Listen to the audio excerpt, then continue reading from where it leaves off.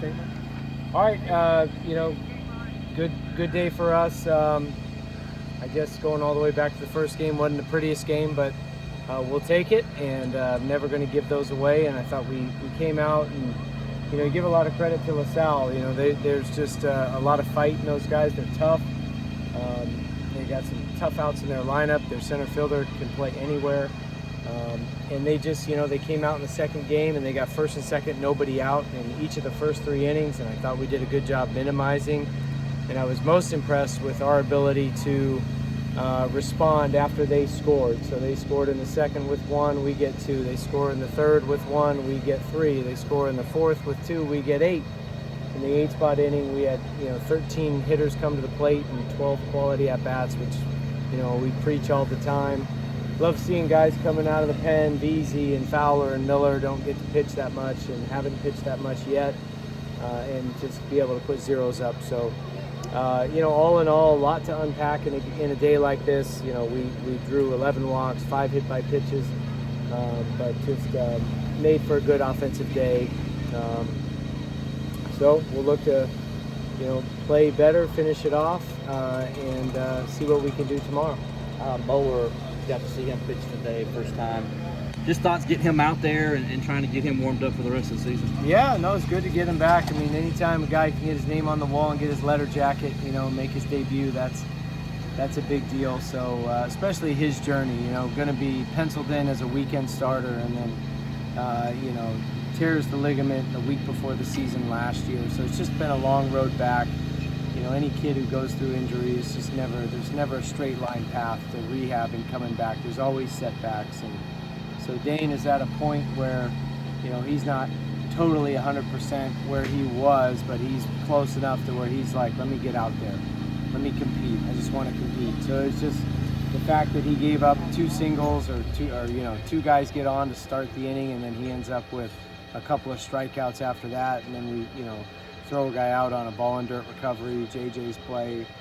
So good to see him put a 0 up, and we'll keep running him out there each week, find an inning for him to get, and then build him up, and kind of like what I was mentioning with the Talon Bell plan, where by the end of the year, hopefully he's eaten significant innings, and he becomes a real weapon when it matters most. How about the weekend that Jaron's having? He's 6 for 10, hit his first home run today, 4 walks, 3 steals. Yeah, he's our spark plug. He makes us go. He's the catalyst at the top of the order. He sets the tone. He plays so hard. He just wears that permanently dirty uniform. I mean, he's one of those guys that every coach loves to have a table setter like that. That's just getting dirty, playing hard, getting on base, making things happen, makes the team win, and really he's doing a good job policing the team too. I mean, he's really stepped up from a leadership standpoint. I've seen a lot of growth just in how he's taken on more of a vocal role this year, holding guys accountable, and it's not easy to be in that role.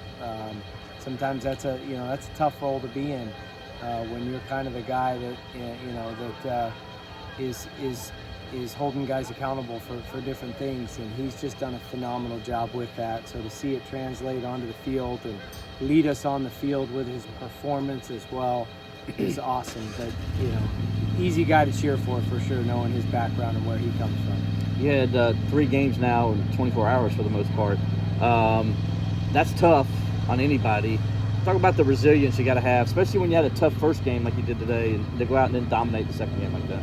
Yeah, it is tough. I mean, what these guys train for, and they know it's not going to be easy, and everybody's going to have a target, bullseye, or whatever you want to say it, coming in here, and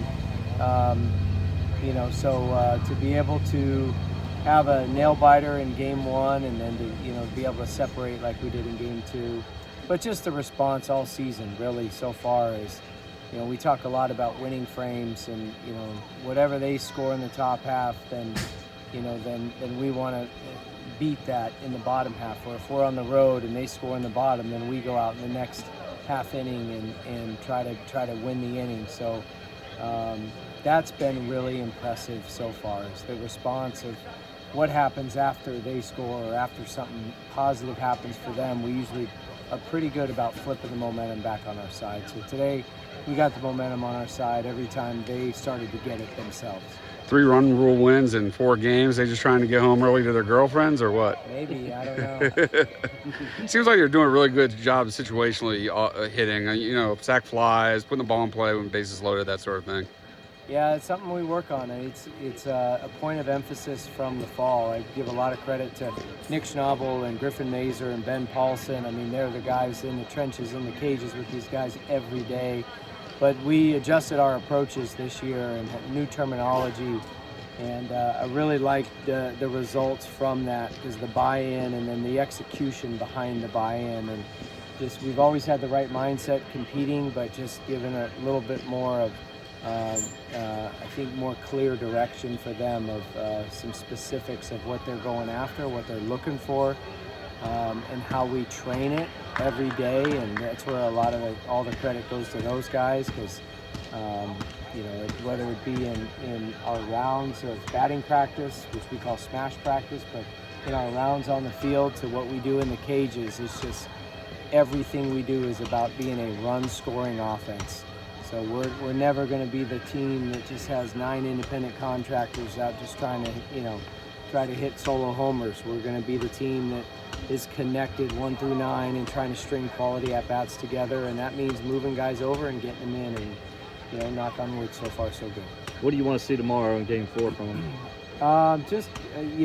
We have game goals, and so there's really nothing from a standpoint of we need to do this better or keep doing this. It's just neutral thinking, keep it objective, let's just execute our game goals.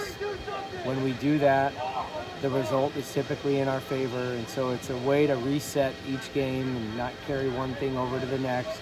I'll show a lot of video tomorrow of things that happened in these first couple of games, good things on the bases, bad things on the bases, and defensive plays. But every time we have a game, it's a learning opportunity. Now, luckily, every time we've, for the most part, we've been able to learn from our mistakes in our wins. But when the game starts the next day, it's just about execution. And it's just going to be, can we execute at a level high enough where the outcome's going to end up in our favor? Will Talon get the start tomorrow, or are you going to rest him? Talon's starting, yep. Okay. You got one of your transfer pitchers, VZ. Only pitched 2 innings this season, but struck out 5 over his first 7. What do you see from him that you like? He's got electric stuff. I mean, he's been up to 98. We've seen 95, 96. We saw 97 on Tuesday in a scrimmage. He's got a good fastball. He's got a lights out breaking ball. So I think he's one of those kids that the more he pitches, because he just hasn't pitched much in college. He's unfortunately just had very limited time, his first 2 years in school, but he's one of those guys that we all feel like the more he pitches, the better he's going to get, and as the season goes, his stuff is going to even play up higher. All right. Thank you, Coach. Thank you, guys.